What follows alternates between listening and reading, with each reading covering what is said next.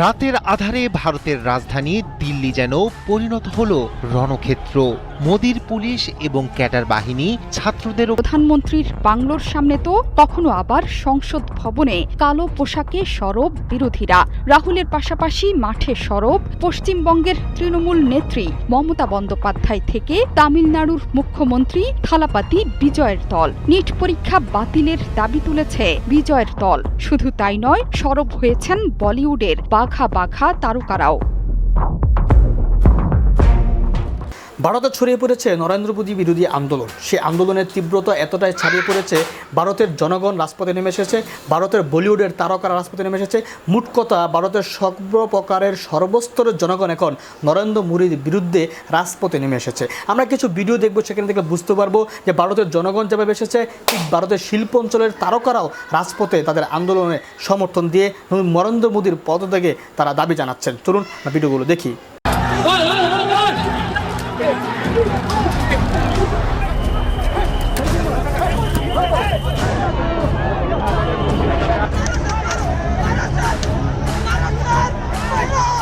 রাতের আধারে ভারতের রাজধানী দিল্লি যেন পরিণত হলো রণক্ষেত্র।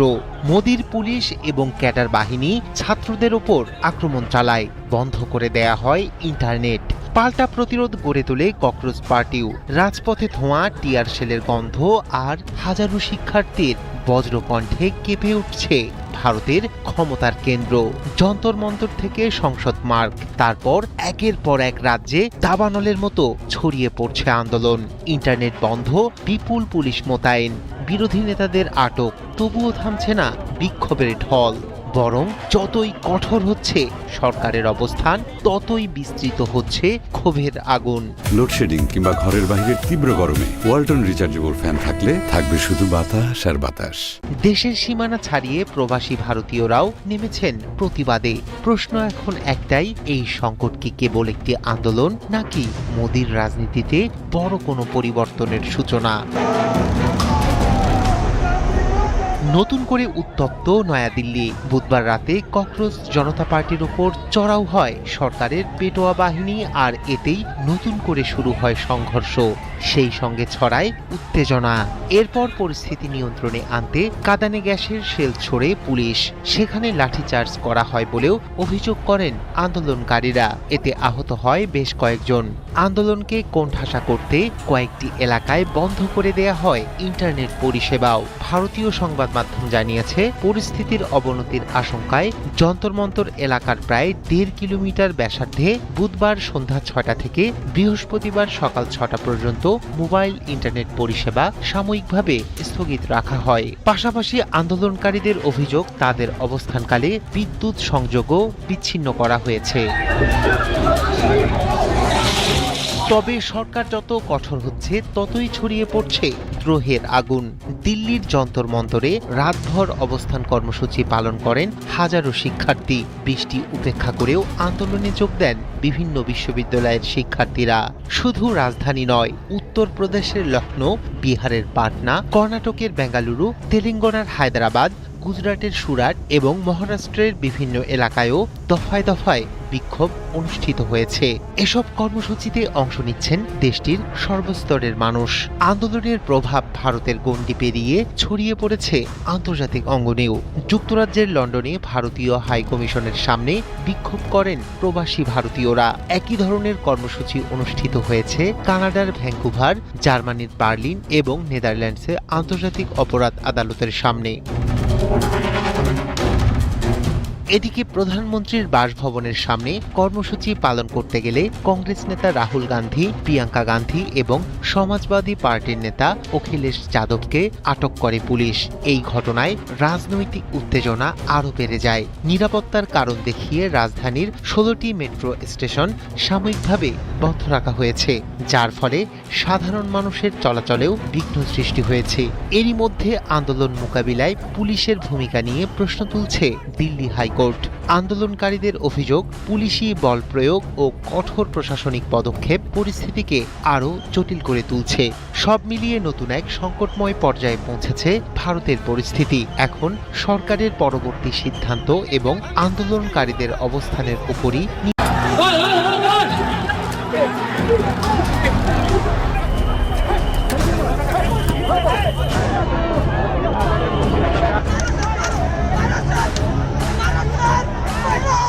রাতের আধারে ভারতের রাজধানী দিল্লি যেন পরিণত হল রণক্ষেত্র।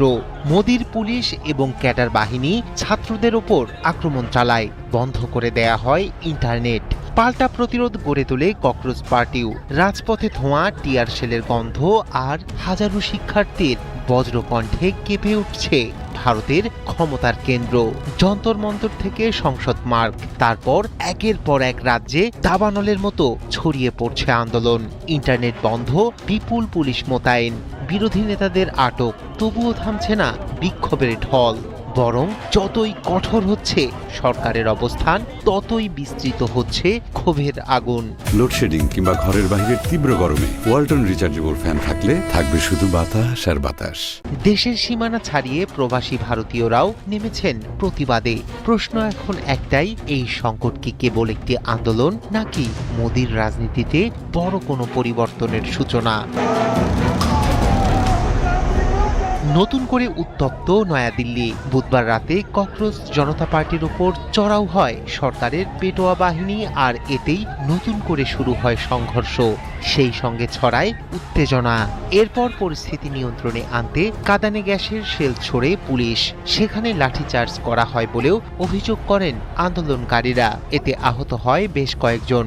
আন্দোলনকে কোণঠাসা করতে কয়েকটি এলাকায় বন্ধ করে দেয়া হয় ইন্টারনেট পরিষেবাও। ভারতীয় সংবাদ মাধ্যম জানিয়েছে, পরিস্থিতির অবনতির আশঙ্কায় যন্তর মন্তর এলাকার প্রায় 1.5 কিলোমিটার ব্যাসার্ধে বুধবার সন্ধ্যা 6টা থেকে বৃহস্পতিবার সকাল 6টা পর্যন্ত মোবাইল ইন্টারনেট পরিষেবা সাময়িকভাবে স্থগিত রাখা হয়। পাশাপাশি আন্দোলনকারীদের অভিযোগ, তাদের অবস্থানকালে বিদ্যুৎ সংযোগও বিচ্ছিন্ন করা হয়েছে। তবে সরকার যত কঠোর হচ্ছে, ততই ছড়িয়ে পড়ছে দ্রোহের আগুন। দিল্লির যন্তর মন্তরে রাতভর অবস্থান কর্মসূচি পালন করেন হাজারো শিক্ষার্থী। বৃষ্টি উপেক্ষা করেও আন্দোলনে যোগ দেন বিভিন্ন বিশ্ববিদ্যালয়ের শিক্ষার্থীরা। শুধু রাজধানী নয়, উত্তরপ্রদেশের লখনৌ, বিহারের পাটনা, কর্ণাটকের বেঙ্গালুরু, তেলেঙ্গানার হায়দ্রাবাদ, গুজরাটের সুরাট এবং মহারাষ্ট্রের বিভিন্ন এলাকায়ও দফায় দফায় বিক্ষোভ অনুষ্ঠিত হয়েছে। এসব কর্মসূচিতে অংশ নিচ্ছেন দেশটির সর্বস্তরের মানুষ। আন্দোলনের প্রভাব ভারতের গণ্ডি পেরিয়ে ছড়িয়ে পড়েছে আন্তর্জাতিক অঙ্গনেও। যুক্তরাজ্যের লন্ডনে ভারতীয় হাই কমিশনের সামনে বিক্ষোভ করেন প্রবাসী ভারতীয়রা। একই ধরনের কর্মসূচি অনুষ্ঠিত হয়েছে কানাডার ভ্যাঙ্কুভার, জার্মানির বার্লিন এবং নেদারল্যান্ডসে আন্তর্জাতিক অপরাধ আদালতের সামনে। এদিকে প্রধানমন্ত্রীর বাসভবনের সামনে কর্মসূচি পালন করতে গেলে কংগ্রেস নেতা রাহুল গান্ধী, প্রিয়াঙ্কা গান্ধী এবং সমাজবাদী পার্টির নেতা অখিলেশ যাদবকে আটক করে পুলিশ। এই ঘটনায় রাজনৈতিক উত্তেজনা আরও বেড়ে যায়। নিরাপত্তার কারণ দেখিয়ে রাজধানীর 16টি মেট্রো স্টেশন সাময়িকভাবে বন্ধ রাখা হয়েছে, যার ফলে সাধারণ মানুষের চলাচলেও বিঘ্ন সৃষ্টি হয়েছে। এরই মধ্যে আন্দোলন মোকাবিলায় পুলিশের ভূমিকা নিয়ে প্রশ্ন তুলছে দিল্লি হাইকোর্ট। আন্দোলনকারীদের অভিযোগ, পুলিশি বল প্রয়োগ ও কঠোর প্রশাসনিক পদক্ষেপ পরিস্থিতিকে আরও জটিল করে তুলছে।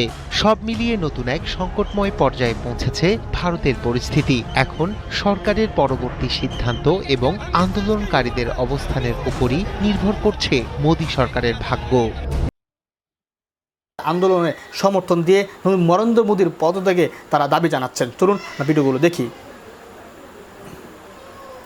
দর্শক, ভিডিওগুলো দেখেছেন, আলোচনা বুঝেছেন যে আসলে নরেন্দ্র মোদীর গদি নড়ে গিয়েছে। তার আর শেষ রক্ষা হবে না, তারকে কেউ বাঁচাতে পারবে না। একমাত্র পদত্যাগ, হাসিনার মতো পালিয়ে যাওয়াই হচ্ছে তার এখন সবথেকে বড় সমাধান। এখন কথা হচ্ছে তিনি এটা করবেন কিনা। তিনি করবেন না, তার চেষ্টা করে তিনি যাবেন, স্বাভাবিকভাবেই তিনি কাজ করবেন না, কারণ পদত্যাগ স্বাভাবিক কোনো ব্যাপার না।